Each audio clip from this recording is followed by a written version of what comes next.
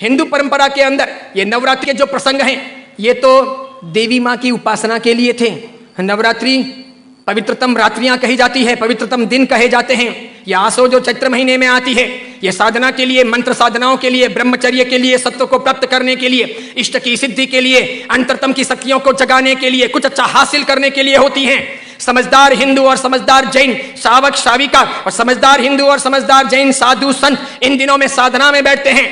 मौन रहते हैं, ब्रह्मचर्य का परिपालन करते हैं और आगे बढ़कर के शक्तियों को साधते हैं। उस जमाने में देवी माता की आरती करना, घट स्थापना करना, देवी माता को रिझाना और पुरुष एक तरफ, महिला एक तरफ, महिलाओं की जगह में, पुरुष की जगह में, देवी माता को बीच में रख करके मात्र उनके हाथ से गरबे लें और इस प्रकार उनकी भक्ति करें, यह परंपरा थी नवरात्रि की।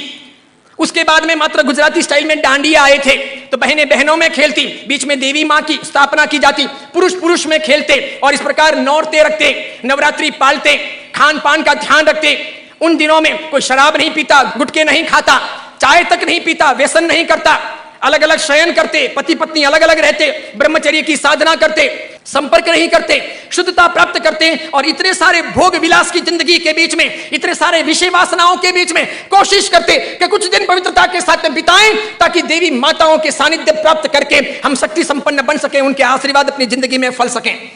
गरबे गए, फिर डिस्को आया, नाना प्रकार के धुनें आई, नाना प्रकार के गायक आए,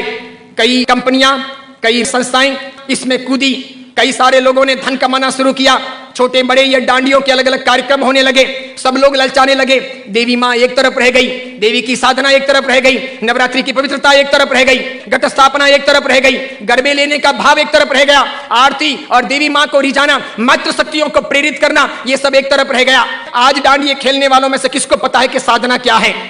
ब्रह्मचर्य क्या है, ये क्यों है नवरात्रि, इसका हेतु क्या था, इसका रीजन क्या था, ये क्यों खेलनी चाहिए या नहीं खेलनी चाहिए, तो क्यों नहीं खेलनी चाहिए। मेरा ही नहीं, भारत के कई सारे अखबारों का, कई सारे समाजविदों का, कई सारी अन्य सामाजिक संस्थाओं का ये सर्वे वर्षों से रहा है, समय समय पर किया जाता रहा है कि नवरात्रि के महीने 2 महीने के बाद में जितने गर्भपात होते हैं उतने गर्भपात बाकी के 11 महीने में नहीं होते।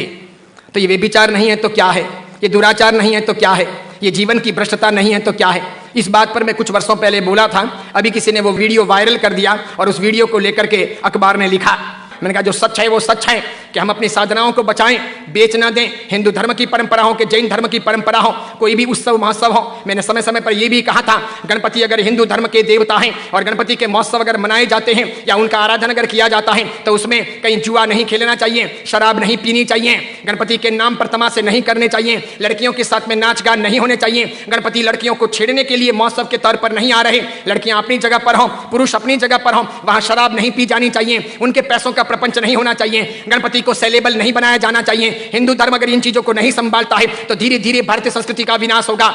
सिखों ने अपनी धर्म परंपराओं को संभाला है, मुसलमानों ने अपनी धर्म परंपराओं को संभाला है, ईसाइयों ने अपनी धर्म परंपराओं को संभाला है। उनके जो ओकेशन होते हैं वो दूसरों को इंटरफियर करने नहीं देते,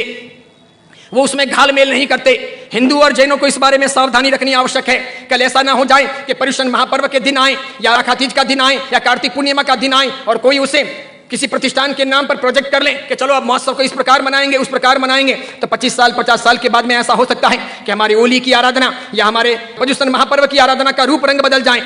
जैसे मैंने नहीं कहा था कि मात्र संगीतकारों को बुला करके हम 9 दिन की भक्ति रख लें, सुबह भी भक्ति, रात को भी भक्ति, ठीक है, और इस प्रकार पर्युषण आगे बढ़ जाए और अच्छी खासी संख्या के अंदर वे आधुनिक संगीतकार आधुनिक धुनों पर बहुत गाएं और नौजवान लड़के लड़कियों को मजा आ जाए, सब वहीं पर जाएं। तो 10 साल 15 साल तक अगर ऐसा चले तो आज एक ने किया, कल दूसरा करेगा, परसों तीसरा करेगा, बाद चौथा करेगा, धीरे धीरे साधुओं के व्याख्यान में कोई नहीं जाएगा, पर्युषण महापर्व के प्रवचन एक तरफ रह जाएंगे, कल्पसूत्र जी हवा खाते रह जाएंगे और पर्युषण का रूप बदल जाएगा। ये नहीं हो सकता, ये नहीं किया जाना चाहिए।